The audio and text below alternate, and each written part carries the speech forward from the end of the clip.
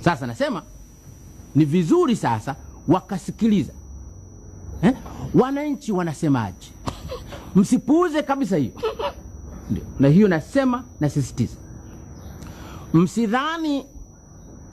msidhani mnaweza mkapata ushindi mkipuuza maoni ya wananchi, mkasema hili ni letu tu.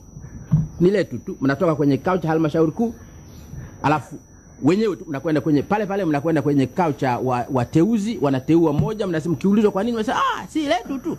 Lenu hamteui katibu wa chama, mnateua mtu awe rais wa Jamhuri ya Muungano ya Tanzania. Kwa hiyo ni vizuri msikilize wananchi wanasema nini juu ya watu wenu hao. Msipuuze maoni ya wananchi hata kidogo. Chama kitakachopuuza maoni ya wananchi kinaweza kikalia kilio, asipatikane mtu wa kusaidia kupanguza machozi.